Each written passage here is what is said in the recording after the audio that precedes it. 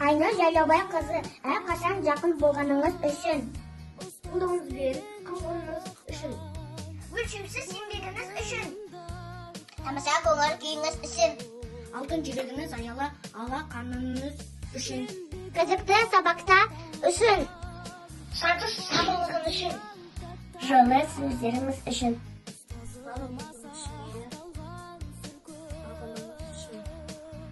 Бегімді жүзіңіз үшін алғыс айтамыз. Yanğanda sabırdan ülkenizi çocukken. Әліпбиді танытып, әліпбиді öğretken.